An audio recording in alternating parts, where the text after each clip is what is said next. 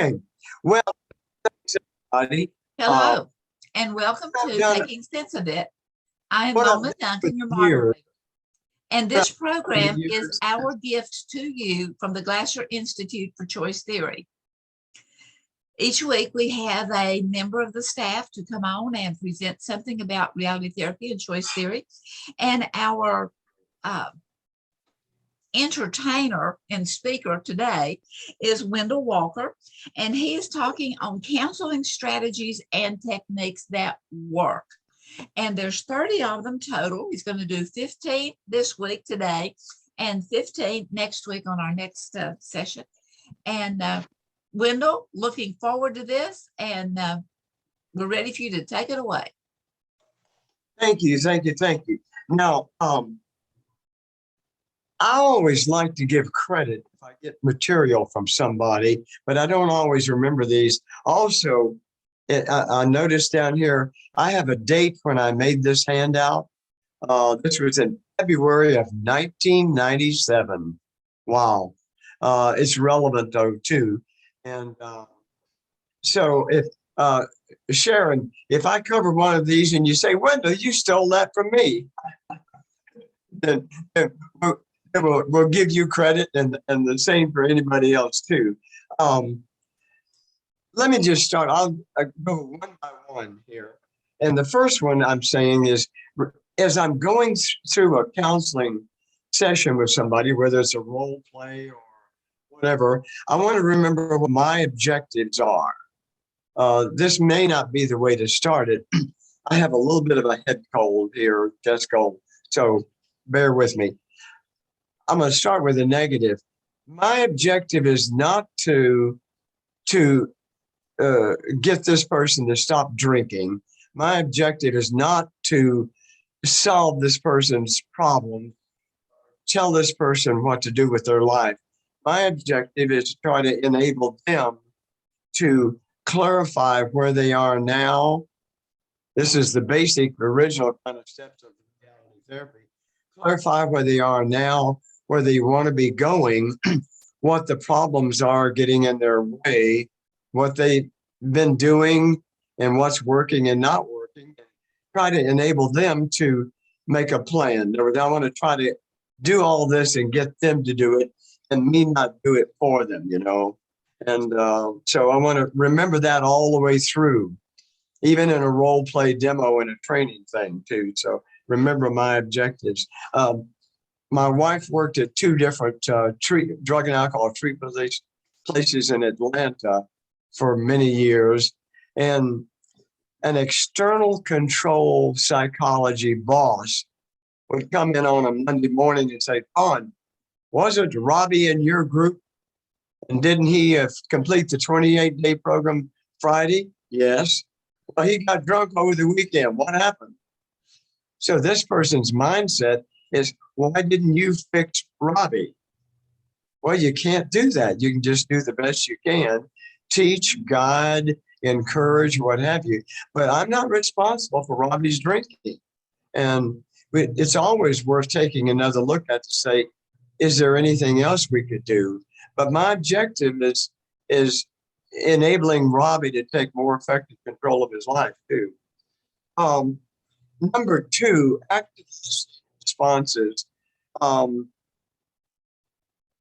There was a guy in Birmingham that he would have been the perfect Glasser imitation. He was just like Glasser in the early years, kind of boom, boom, boom, straightforward. Not a lot of warmth and empathy and that sort of thing too. But when I was teaching at Georgia State University, we had a basic course that was active listening. And it's just, we all know it's phenomenal what for people to experience being listened to, because nobody else is listening to them. And just the basic kind of responses. So, Mona, what I hear you saying is that, you know, you love doing this program. It's a lot of work. And I, for one, appreciate it. And but just for people to be heard, it's just phenomenally, actually therapeutic. And then, of course, if I'm looking to develop a relationship with them, the more I actively and accurately listen to them, the more they will consider putting me in their quality world. And the active listening responses are it, rather than we do more asking than we do telling in general, too. This is one from way back. I probably got this from Perry Good. A lot of my early training was with her. Two types of involvement. Do any of you kind of remember about this? Two types of involvement? I know you know it, whether or not you specifically can bring it up right quick. But there's role involvement, ROLE, and personal involvement. So personal involvement would be, of course, me, the person that I am, and my personality, and as I relate to you. The role involvement would be as my role. And that's one of the reasons why reality therapy was so effective in early years. The person could say, Sharon, as your probation officer, and another way people did it, they say, my job is, and all of you educators did this, my job is not, your job is, your job is not. My role as your probation officer is to document when you come in and let the system know that you're working the program. It's also my job to tell them if you don't show up. So but then there are times I want to move out of that role, and I could say, well, my job is to do this and to document your performance in this program. But personally, I'd like to see you succeed. I really like it. I hate for people to get locked up, that, their probation get revoked and they get locked up. I'd like to see you succeed. So role involvement, ROLE, and personal involvement. Number 4, give choices right from the start. This is an easy one. We probably do it and don't even realize it. One day I started trying to count how many choices I was making in a minute. I gave up.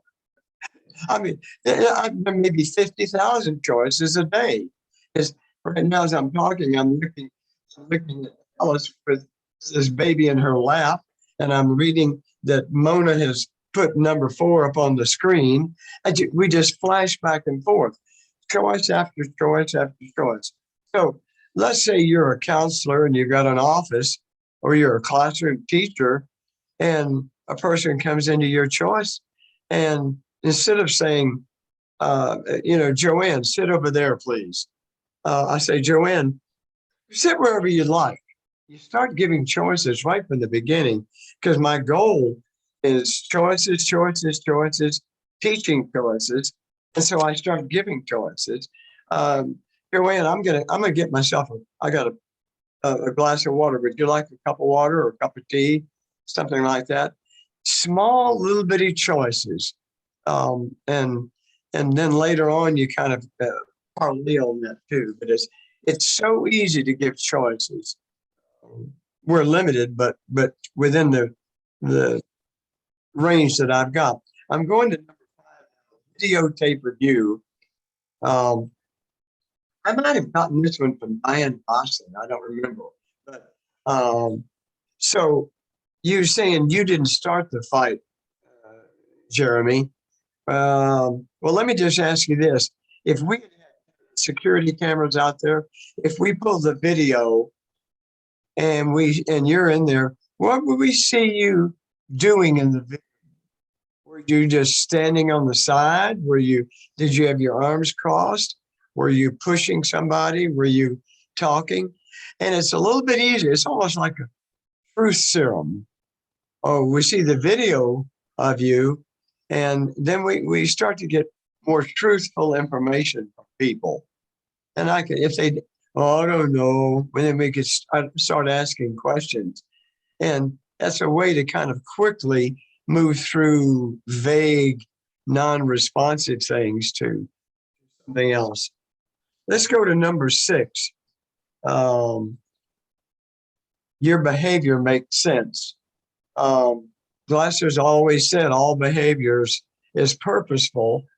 Um, Probably was a long time before I kind of uh, really integrated that. And why would they why would this person be doing that stupid thing over there? That doesn't make sense. Well, it does make some sense if I understand choice theory. They're trying to get some power. They're trying to push people away. Why would this person be doing that? Well, he doesn't trust people, and so he says it's better to push them away at the beginning than to trust them and let them take advantage of it.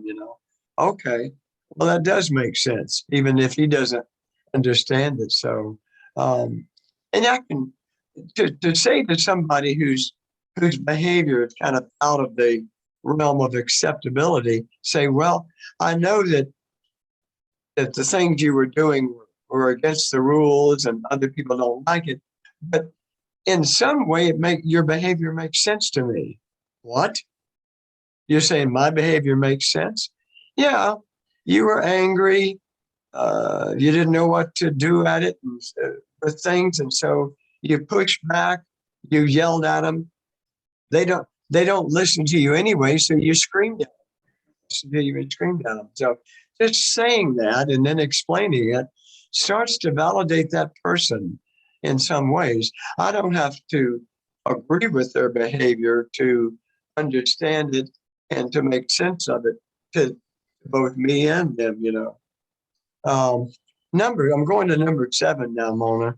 Um, Learn to interrupt. When I was at Georgia State teaching a basic counseling helping skills, where we really here I'm focusing right in, and I'm intensely watching you and leaning forward and doing my head and making active listening responses, and I'm just following all along. But all I'm mostly doing is listening and not being participative in some other way. And they go on and on with stories and story after story. And I don't need to hear all those stories. And so, one of the things that a neophyte counselor who's learned to listen ad infinitum needs to do, they need to learn how to interrupt.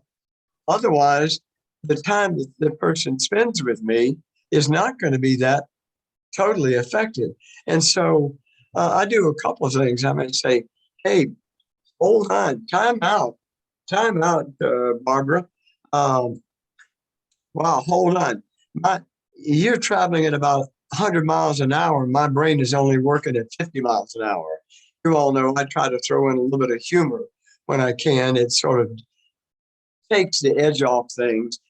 I need to slow down just for a second. Let me go back and understand this last thing you said. So I've stopped them for that moment, a signal or whatever you might do with a timeout, hand up. Nothing rude if I could avoid that.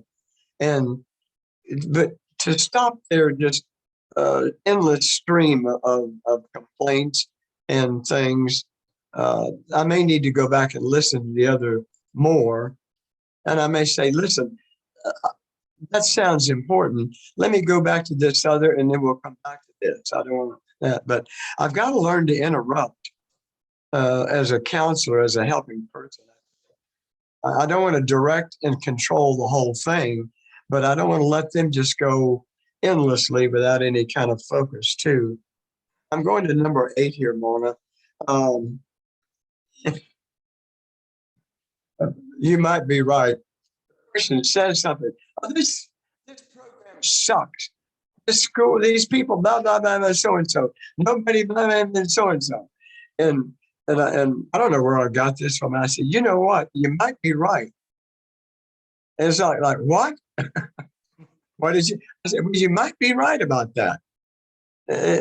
This is unfair. You might be right. What do you mean? Well, it could be unfair. It could suck. I love doing probation kind of role plays. This whole program sucks. We got all these freaking. You're exactly right. Now you figured it out quickly. The last time I cut, and here's my we had 107 terribly restrictive rules, 107 of them. In fact, there might be 108 now. It's a lot. I can't, and then so and so. And I said, right, it's a lot. But and then you kind of cut in there. As I understood it, you were happy. I heard Glasser say this before. Maybe you all remember Fitzgeorge Peters in that wonderful video that Glasser did with him. Fitzgeorge dressed up with coat and tie and looking good and trying to hustle Glasser. And Glasser says, my understanding was you were happy as could be when the judge gave you probation rather than prison. And now you're here and you're complaining about probation. Now, if you think this is not right for you, I can help you get back in prison. And you keep cutting through it some way or another, But it's so interesting. It's almost like, well, you might be right, Bobby, huh? Nobody ever tells them that they're right about anybody. You're wrong. You did this wrong. You did that wrong. It's just an interesting. I think Lucy's one of Lucy's things about asking questions is that every question is an intervention that kind of stops things, change it around too. Number 9, of course, who can you change? This is the core of choice theory. I try to remind myself regularly about the serenity prayer. God grant me the serenity to accept the things I cannot change, to change the things I can, and the wisdom to know the difference. You cannot get any better than that. And I think that was, I think Wobbling told me at one time that may have been one of those ancient philosophers or religious people, Francis of Assisi or somebody. I don't have that right. But anyway, what a great thing. It's good to remind, and a lot of people know that, and they would agree with it too. So who can you change? So Robbie, here you are. Your dad's on your back. Your mother kind of stays out of it. The principal is on your back. The coach is on your back. Everybody's on your case here. And so out of all these people in your situation, who can you change? Can you change your dad? Oh, no, he's too stubborn. Okay, well, darn. I was hoping maybe we could get him to change. What about your teacher? No, that. What about no. And one of my, I'll add this in. The person says, so we, out of all these people, you can't change any of them. No. And maybe I just sit quiet for a minute. Are you saying I got to change? And that's where you want. Now we're getting somewhere now. The person's even starting to think that maybe me, right? And for some stupid reason, it's very effective. A long time ago, the first time that happened in a role play, the person said, "Are you saying I got to change?" And I said, No. You and I both know you don't have to change. You've been going along like this for about 1.5 years now, and you haven't changed, right? You don't have to change. And just stop. If nobody in this situation changes, including you, what's your best guess? Here's a 1-question quiz. Add this down as a technique. A 1-question quiz. It's a bonus. It's a number 31 or so. 1-question quiz. If nobody in this situation changes, including you, is your situation likely to get better, stay the same, or get worse? Oh, no, it's probably going to get worse. Well, you got an A on that exam. You got 100 on that one. That'd be my guess. And so just introducing subtly the notion of change and who can they change and what do they have control over. And that's the hump. And like in drug and alcohol treatment, it's the realization that my life is unmanageable and I've got to change. And then you start, well, what should I do? There's no need for you and me to be working on a plan if you haven't decided that what you're doing is not working. We'd just be wasting our time. So the whole idea, all through counseling with choice theory, who can you change? This is all. I lived in Florida for a long time, and a lot of you know, old houses in Florida, I lived in one for a while, have these, are they called jealousy windows where you crank them? You crank them open and you crank them closed. And then every so often on television, I'll see walls closing in on a person. And what I'm trying to do here in the counseling and training is I'm trying to slowly bring this in, the walls of personal responsibility, so that the person sees right now, the only thing that you can see is me. Nothing outside of my hands can I immediately change. I mean, I can move this chair or something, but so narrowing in so that they start to realize where they've got to focus, too. Number 10, this is old school stuff, criteria for a good plan. Let me just, if Jimmy, who's jumped in here, the new people might not get this that much because, it's every so often I remind myself, at one time we were teaching the 8 steps of reality therapy. There was no psychology behind it, but it was a little. The 8 steps of reality therapy, and they worked marvelously. Glasser had phenomenal success with them. And then one of them was make a plan. And lots of creative people like ourselves, our colleagues, would come up with mnemonics or simple little things for criteria for a good plan. See if you can remember, if you want to jump out there, what were some of the criteria for a good plan? If Mona's making the good thing, all right, you got one there, Sharon? I'm on the road. I'll keep listening. Okay. You're on the road. Oh my goodness. So I said I didn't listen to Jim Soder's thing last Wednesday because I was on the road to Atlanta and I could have been listening. So I didn't see, that was my ignorance on that. I guess, are you on your cell phone? Yes, I'll just put Okay. it down and listen. I won't watch, but keep the video on. Well, that's a good thing. Thank you for that. That's a learning piece. Well, just quickly, let me just say what you all know. The criteria for a good plan, some of them is that it's immediate. So, Randy, when do you think you're going to do this? Oh, what's today, Thursday?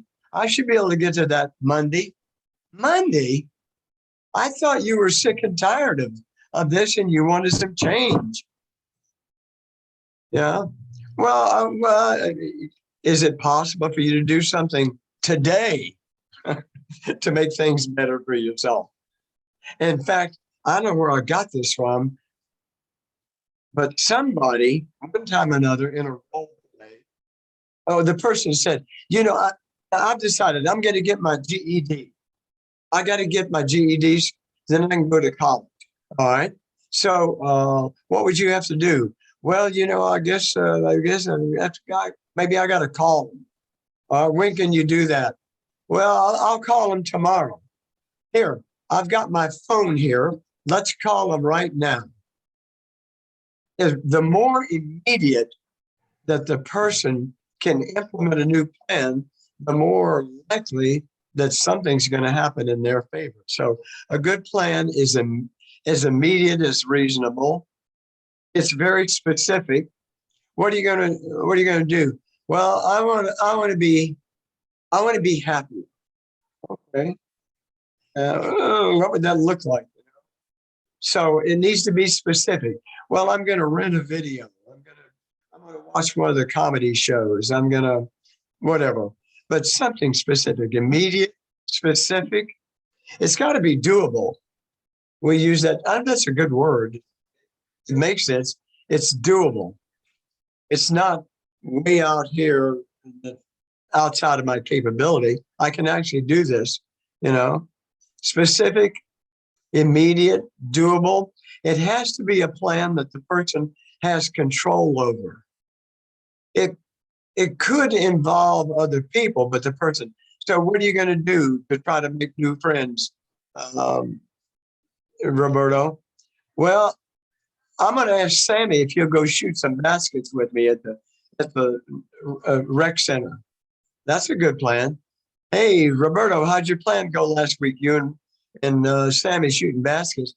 Well, I called him up and he never answered. Or I called him up and he couldn't go. Well, that wasn't a good plan. Roberto didn't have control over all the elements there, So it's a plan you have to have control over. So what have I said so far? Immediate, specific, doable, have control over it, repetitive several times. The psychologists say the only way to develop a new habit is something regularly over 21 days or something like that. I'm going to do it time after time. I think that was Wobbly who had a mnemonic, SAMIC, specific, I don't remember, but it was an easy way to kind of remember the criteria. But so as I'm working with a person, I'm teaching them the criteria for a good plan, and it's an easy one to remember. Let's go to number 11, car analogy. Well, this one is so wonderful. There are people who have little toy cars in their office. There are people that have come to CERT Week and brought in pieces a large car that you could physically step into, and the front wheels and the back wheels and the steering.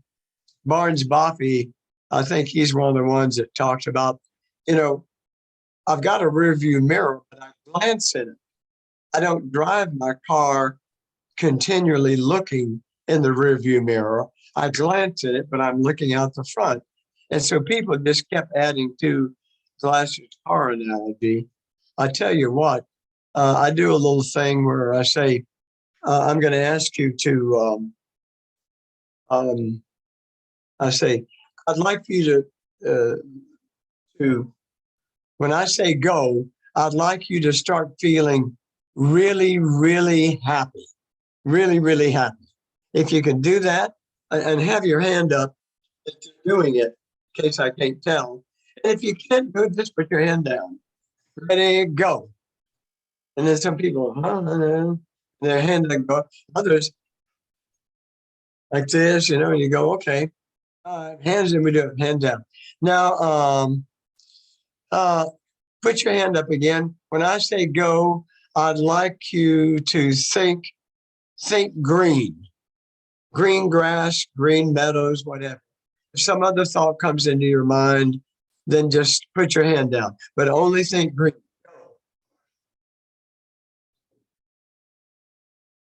All right, time out. So I go through each of the 4 components.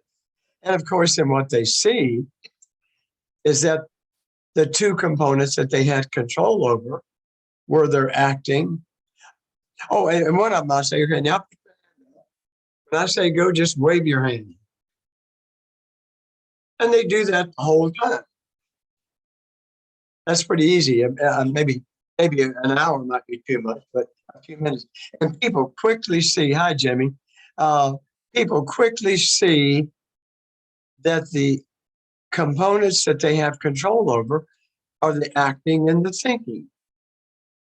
And then I say to people, Mona, how was it that Your hand was up for a long time when I said, be happy. And before Mona says anything, I say, everybody listen. In the first 4 or 5 words of what Mona's getting, I don't even know what she's getting ready to say. In the first 4 or 5 words, this is the secret. So Mona, tell us, how were you able in this classroom environment to really feel happy?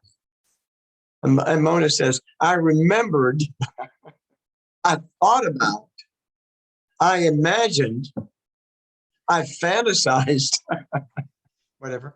Well, and she's made the point for us. She went to the thinking component.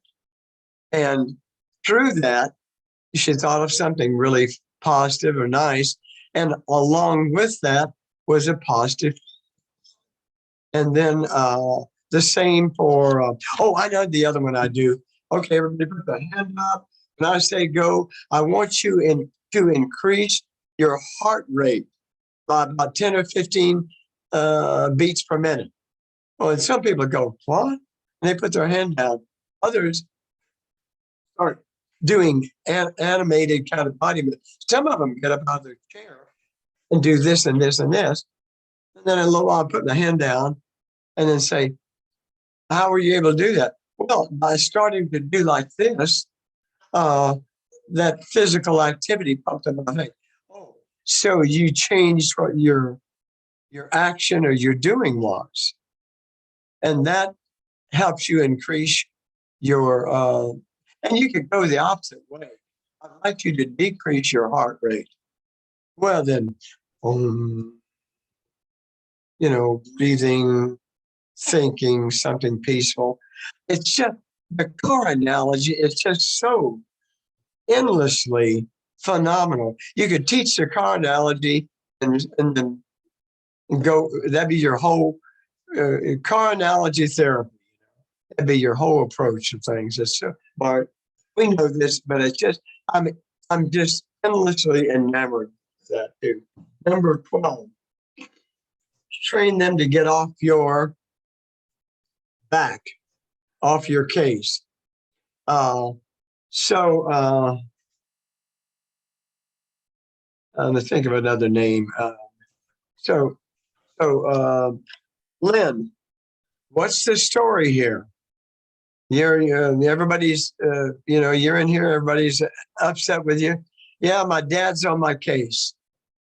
What's he on your case about? Everything. Blah, blah, blah, blah, blah. And so I go along for a while and I said, Lynn, you know what? It struck me. I could be wrong about this, but your dad says, be home by 9 o'clock and you come in at 10. He tells you to take out the trash and you say, I'll get to it whenever I can. You don't claim, and it occurs to me that you've trained him to be on the lookout for you. Yeah, he's trying to find something. It looks to me like you've trained him to be on your case. And what we've got to do here, I've got to help you train them to get off your back. And it's like, what? No, I didn't do this. You did. I'm coming to that. I'm not going to give it to you in the first 15 minutes because you wouldn't trust me. That's where I'm going. Where you are is a function of the reality of the world and the choices that you've made within that. And but that's you can't do it too soon. And so this is a little aside. My dad is on my case. The president on my case. Said, well, you know what?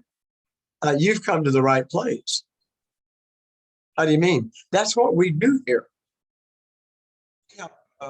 Teenage boys like yourself learn how to get other people off their case. Can you talk to my dad? No, I'm not talking to your dad. Your dad's not the problem. I want to help you. If he would come in with you, I would talk with the two of you together. That would be a good thing. Because then I'd start educating him, maybe, see if I could. But you're here now. This is what we got to work with. I want to train and help you figure out how to get him off your back. And it's such an easy move. What's on your case now? Well, he says, come in at 9, I come in at 10. What happened if you came in at 8? I don't know. Do you want to try it? It's interesting. Train him to get off your back. Number 13. Who was that? The guy that made the 7 Habits of Highly Effective. Who was that author? And they did it for parents and for business people. And can any of you think of that person's name? Jimmy, you know who that is? You remember the whole series of books, little bitty small books. They sold 10 cajillion of them. The 7 habits of highly effective, whatever, one of them anyway, for salespeople, and stuff like that. And one of them, the tip was, listen, first to understand the other, and then secondly, to be understood. See, a lot of other people are trying to see what you've got to understand here. No. And I've heard presidents of the United States is, well, what these people have got to understand is that you don't even understand psychology. You can't make them understand that. You've got to somehow or another convince them to listen to you. And one way to do that is to listen to them first. Tell me about yourself. What are your needs? What are your wants? What are your concerns? What are you happy with? Listen first to understand. And then secondly, to try to be understood yourself here too. Number 14. Geez, Glasser and everybody else I've ever been connected with, catch them in the act of doing things right. I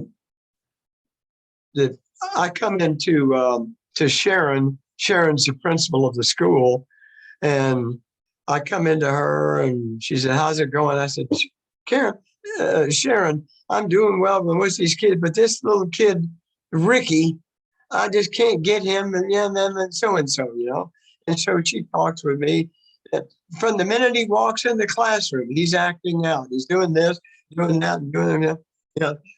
Do you ever see Ricky in the hallway? I guess every elementary school in the world now greets kids out on the sidewalk when they get off the bus. I think when I go by schools, and this is a universal thing. So you're catching kids before they're in trouble, before they're acting out. You're greeting them, you're smiling at them. And Diana, that's a beautiful dress you've got on. Bobby, hey, catch people when you're not at odds with them, when things are good or neutral or positive. So out in the hallway or out somewhere else, and it's so simple. And you start adding in little things like that too. I'm going to number 15 now. Avoid coercion. This is one of the core principles of reality therapy before choice theory became a part of it. The coercion would be one of the disconnecting habits, blaming, that sort of thing too. And boy, you can. It's just external control psychology. Bosses get the impression, parents, bosses, teachers, they get the impression that they made us do what they demanded. Little do they know we chose to comply. I chose to comply because I didn't want to get kicked out of school. I didn't want any more of their crap. I didn't want any more of their hassle, But they think they made us do it. So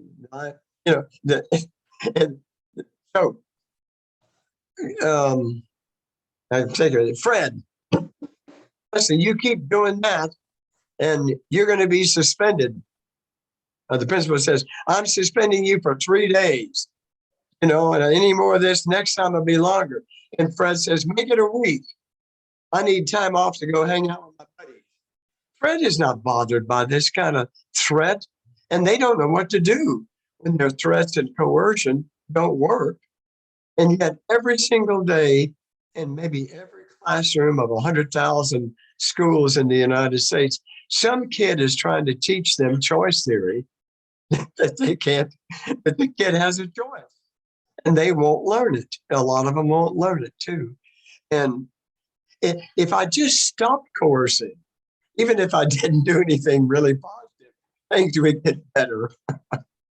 Anyway, so we know that and we believe that. So that's not anything big and new. So I'm hoping that all of these things make some sense to you, and that you, some of them, or a lot of them, you kind of have in your repertoire of organized behavior.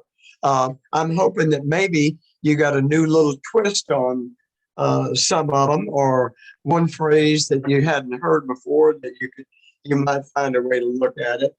And it's me for people to give them self-credit. I'm not the one bringing all the information and the truth or the wisdom or successful things.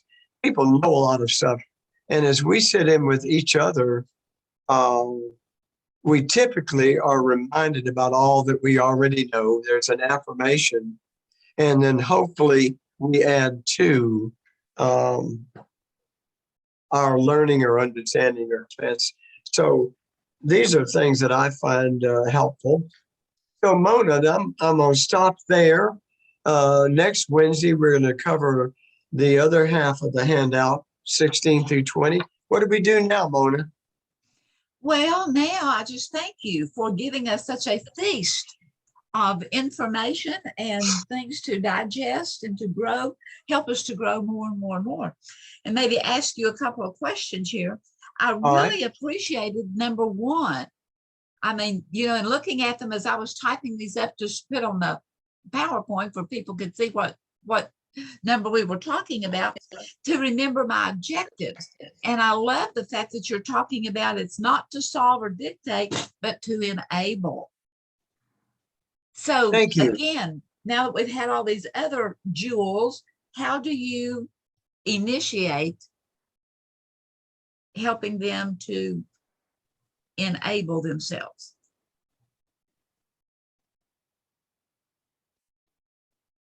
I've got to have a relationship, don't I? I've got to have nothing happens without the relationship. I don't have it on this handout, but I have it on another one. Savings account or bank account. And I don't know if I got this from Wobbling or anybody, but it's a wonderful thing. I play tennis. I have professional colleagues. I have you all. As I'm meeting somebody new, and I treat them decently. I listen to them. I acknowledge something that they do, a positive comment. I'm making little deposits into my account. They're the banker, and I'm making little deposits in there. And and if I get enough deposits in there, then I can make a withdrawal. And the withdrawal might be a confrontation or a challenge. I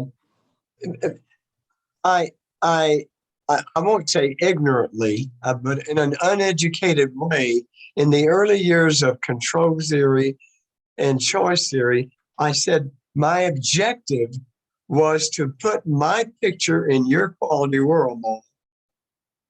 Now, what's wrong with that? I can't do it. You're in charge of the pictures. Mona, give me that ear, boy. Yeah, so you have to begin to take it yourself. Quality world. you know, and I could go, oh, Mona, you're so great. You're the greatest thing ever, Mona, here, Mona. And you may say, Wendell, that don't work with me, baby. Yeah. And so anyway, I've got to have the relationship, don't I? And then Right. once you put me in there, then you say, oh, this guy is sometimes worth listening to. And then as you go on down your little 1, 2, 3 strategies here, and number 5, that videotape of you, what are you seeing in that? Well, isn't that interesting?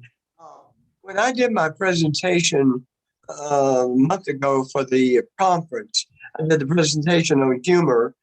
Well, I had done a presentation 23 years ago in New Orleans at the New Orleans 93 conference. Okay.